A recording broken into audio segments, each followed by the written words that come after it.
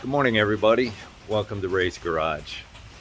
Today we're going to do a little video on a new installation of a Garmin navigation system and some auxiliary lighting for my KTM ADventure. This is the 2023 model, so the wiring loom might be a little bit different than those found on earlier models, but I'm not going to take it all apart and take off the plastics and go through that to make a look. I'm just going to show you how I installed it to give you a better idea of how simple it really is.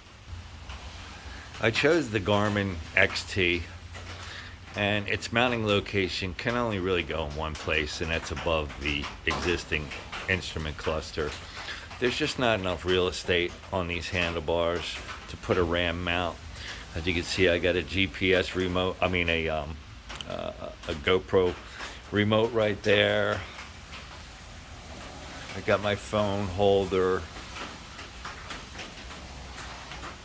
There, I got a switch for some auxiliary lighting. It's crowded. As you can see, this is the GPS mount from KTM.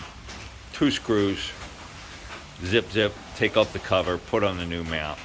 And I really like it because it places the GPS right above the instrument cluster.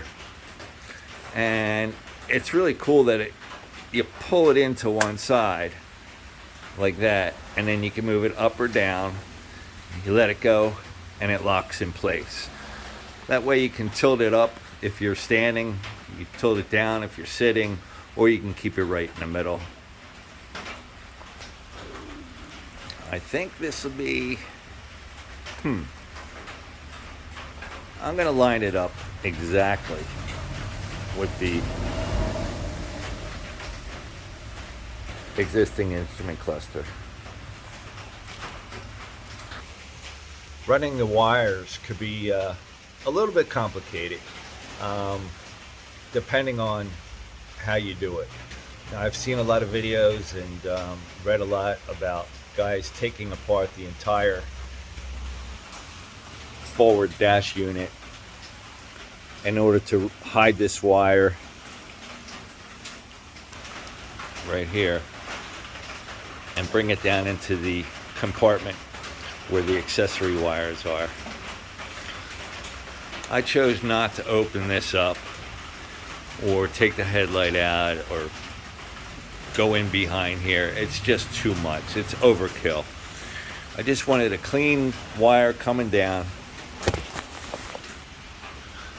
And as you can see,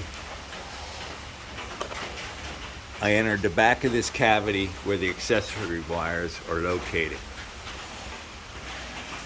Once I took off the accessory panel that houses the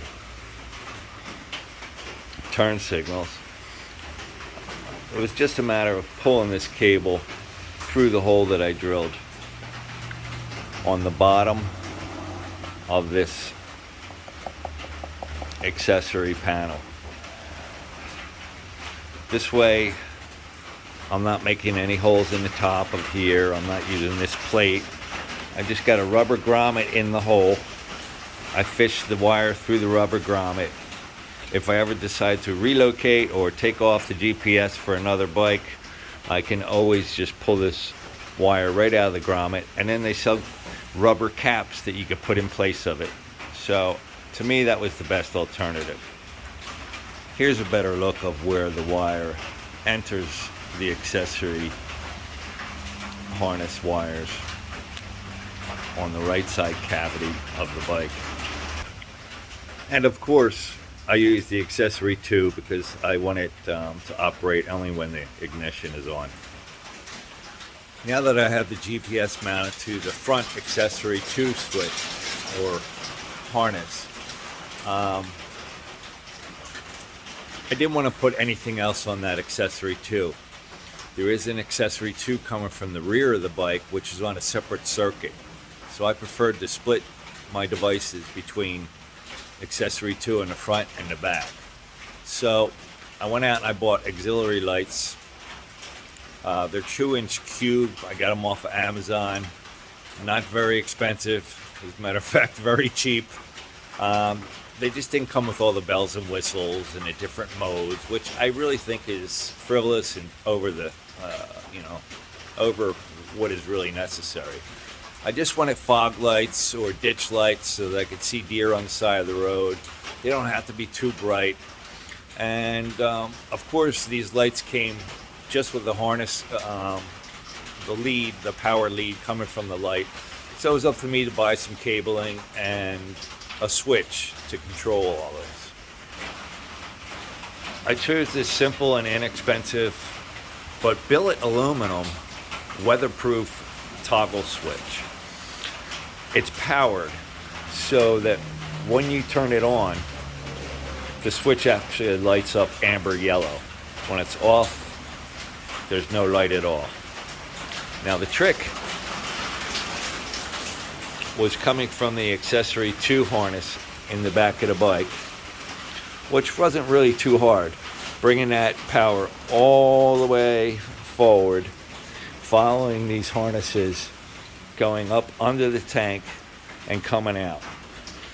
And of course, I have that wire coming up to the main cabling,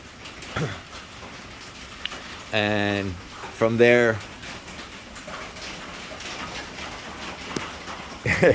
I can't really show it. It goes into the back of the accessory panel where on the left side where the left turn signal is. Okay, so I brought my power to that location.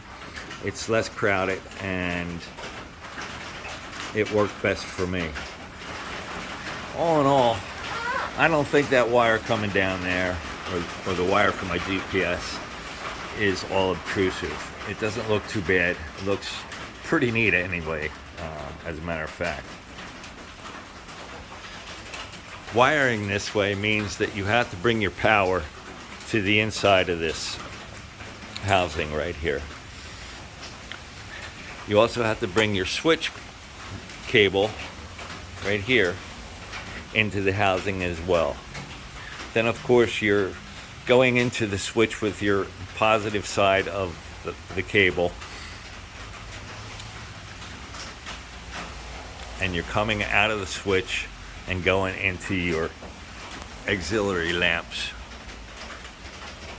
As you can see, they're mounted on both sides. They're 2-inch cubes. They don't interfere with the fender. You can move them and rotate them. I haven't adjusted them yet.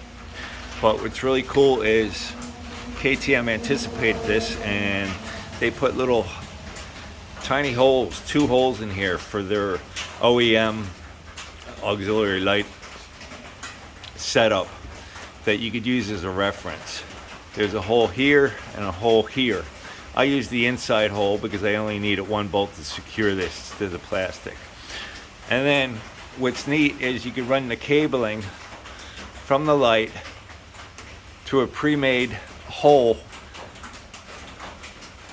with a rubber grommet. It comes right here and it goes in underneath of your accessory panel. So in a nutshell, I brought my power from accessory 2, ran it up to the cavity up here. My handlebar mounted switch cable goes down into this cavity as well. Everything is connected, soldered with shrink tubing around all of the splices. I didn't bother putting on blade connectors or anything like that. I don't really feel the need for them. So that's about it. Basically a 2-hour job to do the GPS and the auxiliary lights. Maybe a little bit more. I spread it out some. But better than sitting on the couch, and definitely better than riding out in this cold, yucky Pennsylvania weather.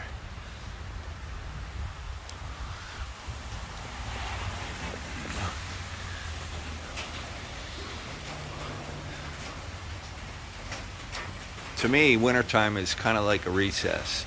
But during that recess, I don't just walk away from the bikes. That time is dedicated towards maintaining them, setting them up, adding accessories, and making sure that you're all ready for the next ride. So have a good day. Thanks for watching. And the next video is going to be on the Slacker sag adjustment tool. I'm really looking forward to receiving that because I have multiple bikes and it's just no real close people to come and help me out. It's something that I have to do on my own, and this is the perfect device for it. See you then.